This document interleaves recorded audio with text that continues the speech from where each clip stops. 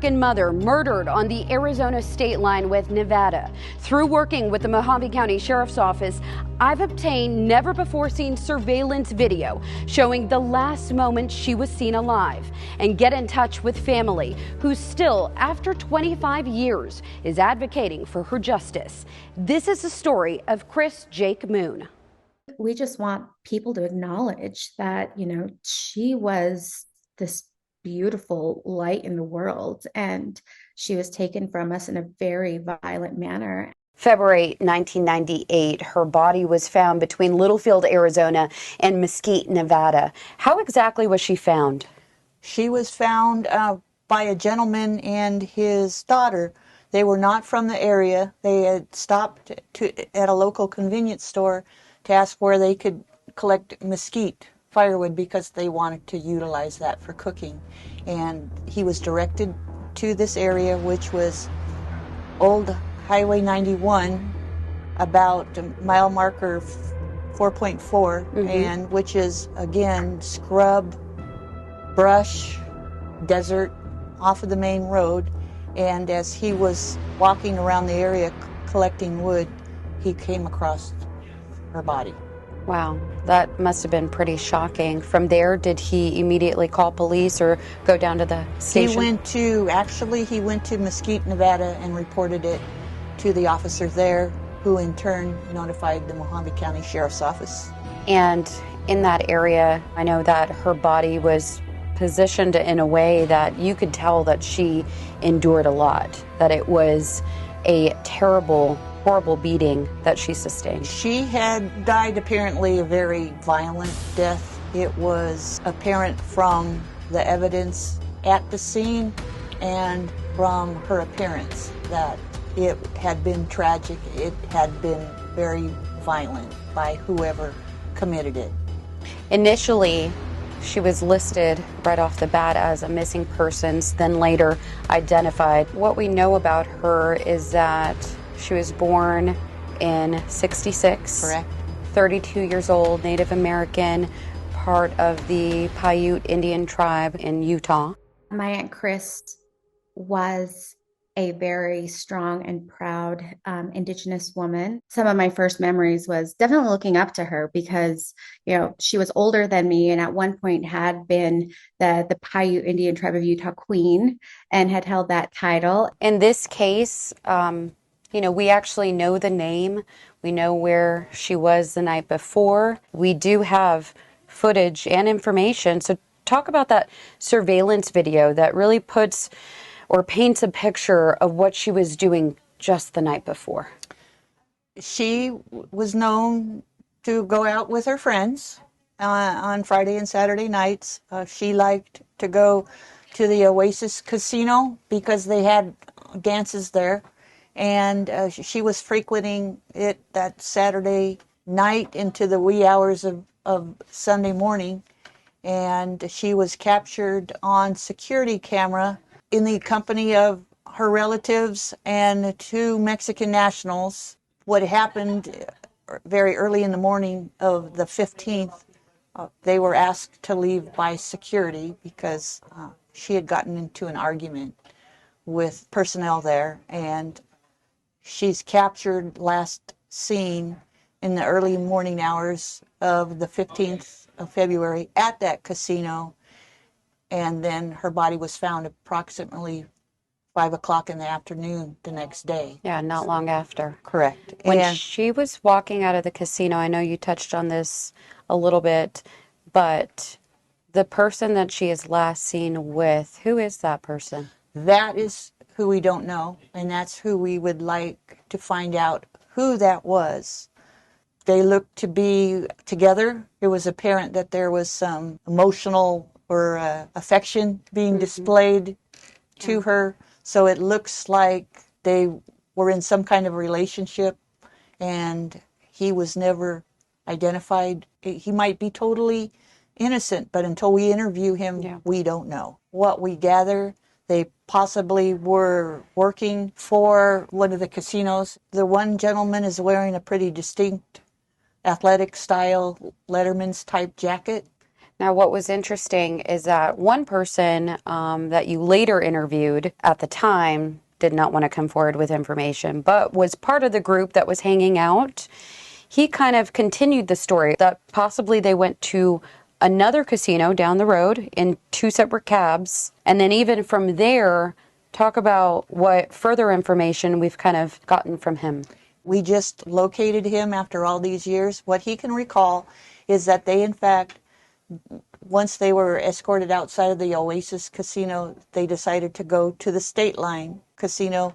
They pooled their resources and took two cabs. When they went to the State Line Casino, apparently they did not have any money to purchase anything, so they were just hanging out there. And in fact, the victim kept falling asleep, so they were asked to leave.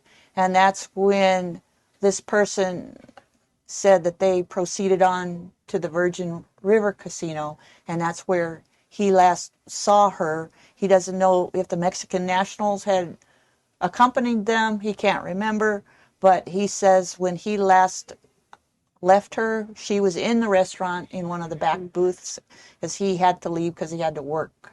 There was a phone call made that night. My other aunt, Anthony, I received a phone call. It was just her saying, "Hey, I'm in Mesquite. If you can you come pick me up?"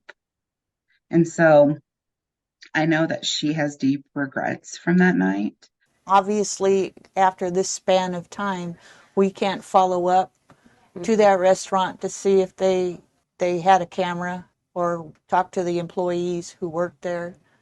Now, he left Kris because the next day he had work. Correct. From what he was saying. But he did notice that one of the men that we do see with Kris did not show up to work after that. Correct. One of the gentlemen on the security camera video, he said, did not show up to work the next day, nor did he pick up his paycheck. So obviously leads one to wonder what were the circumstances. Just a couple hours later, that next day is when she was found. We talked about the brutality of how she was found. Some evidence that was left at the scene was thought to be used during the violent crime. When she was discovered, her torso was covered with a blue blanket. No one seems to know where the blue blanket came from. We would surmise, and it would be just a supposition, that it came from the suspect, possibly from a car. She came to the casino with nothing. She got a ride there, so she didn't have a car, so this wouldn't have been something that she just carried around with her. Also, it appears that this was like a random crime, that items in the area were used. There was a rock which we tested, and we couldn't, the analysis was inconclusive, but it appears like the rock was utilized. There's an engine cylinder head that looks like it was at one time embedded in the ground, not far from where her body was found, but then was found approximately 65 to 75 feet south of her body, as if the person who used it realized that this was an item of evidence and then tried to carry it off, but then discovered that it was 40 to 50 pounds. Back in 1998, we tried to resubmit it for analysis, and we couldn't get anything off of it. Her cause of death was blunt force trauma to face and head. Yes, the detectives had a profiler from Las Vegas Metro Police Department analyze this case and gave him a profile of the suspect, and in providing that, he surmised that she was beaten first, like an altercation ensued because the ground was disturbed, then a rock was used to knock her unconscious, and then the cylinder head was utilized to strike her repeatedly in the head area.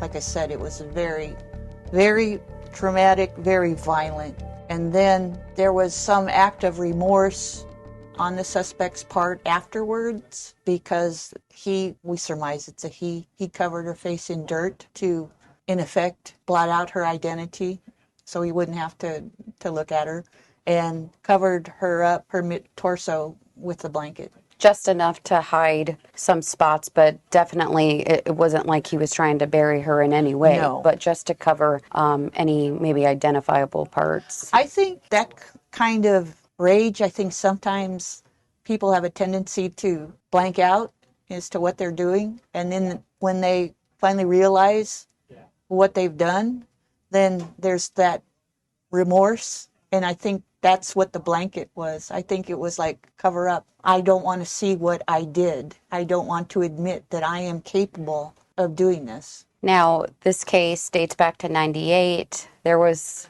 a pretty significant gap in the middle until you guys were able to pick back up and really focus on it. What would you do if you could go back and, if there was a detective dedicated to the case, what do you think would have been the best way to go about things? I think in interviewing the people at the bar, I think in interviewing the people with her, personally, I would have spent more time in that area following leads. Now, once again, I don't know their caseload. I don't know the circumstances of the detectives that were working there at that time. But as in any case, when she's discovered, that's when it's fresh and it's when you're going to find your greatest leads. The sad part for us now is that there was a significant gap in time, and now we're trying to work backwards and try to recreate and find out things that we just can't find out anymore. And there are people, several of her family members have passed away. They're not available to be interviewed, so we've lost valuable time in interviewing people, finding those people at the restaurant, at the casino, in all of those areas where she was last seen alive. But I do know that, we do care extremely about this woman. Nobody deserves to get killed, and then especially nobody deserves to get killed in the violent way that she was killed.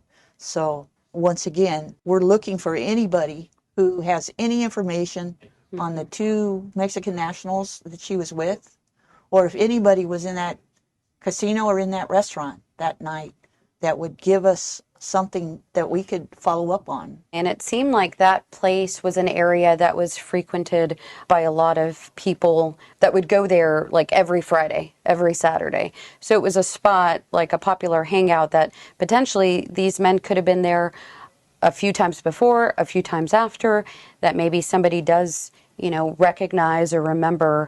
From all indications, this was like the local hangout where all the people who worked in the casino industry all hung out and celebrated or partied together. So I'm certain that somebody knew who they were. How were you able to get in touch with the family? What have they said over the years? Well, unfortunately, her son, who was her biggest advocate, passed away a couple years ago. And her step-grandparents, they have since passed away. So her relatives that are members of the Paiute Indian tribe have been her advocates or have been advocating on her behalf, because obviously they don't want her to just fall through the cracks. It's important for us to remember, but it's also important for other individuals to know that there are people out there that have the same type of stories that they have. They've had issues with law enforcement on and off the reservation. It's not just an isolated event. And that there is a gross injustice in this world where proper processes aren't being followed, and that we feel as marginalized communities that we aren't being heard.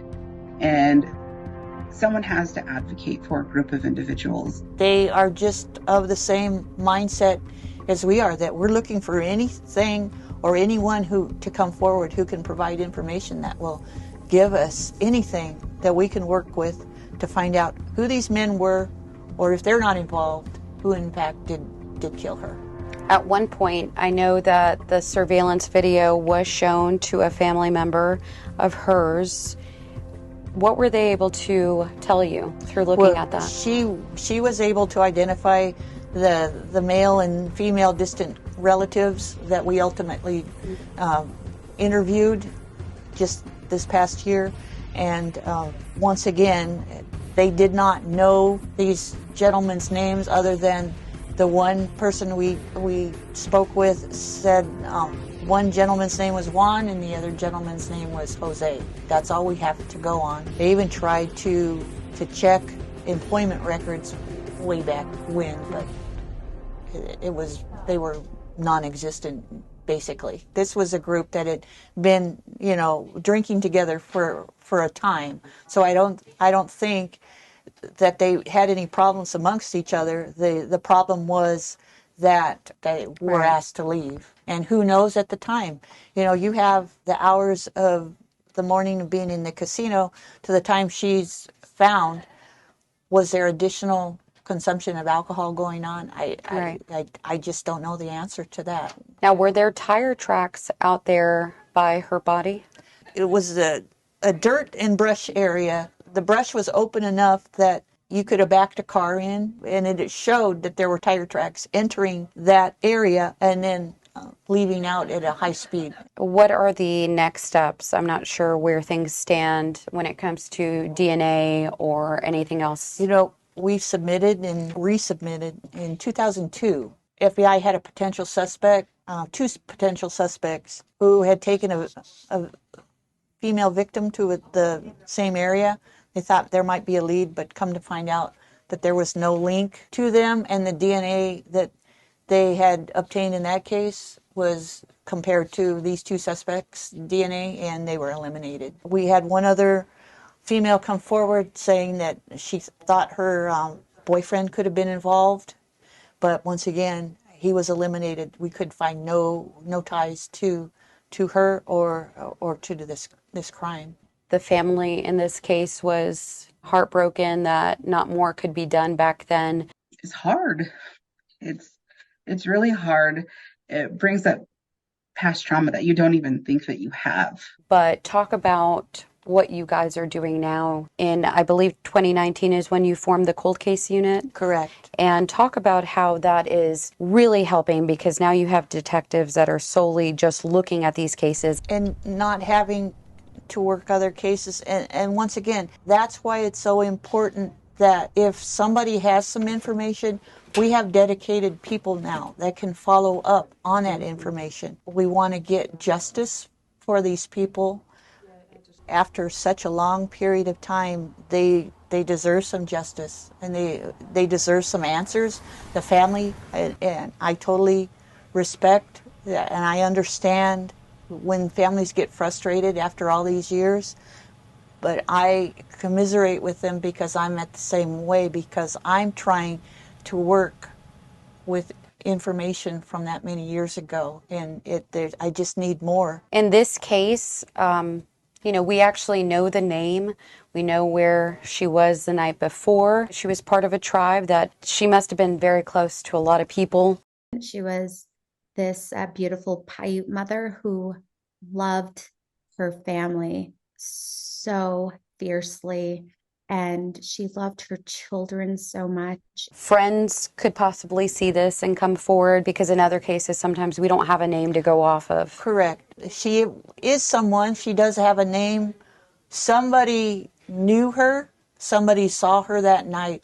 Somebody saw where she went and who she went with.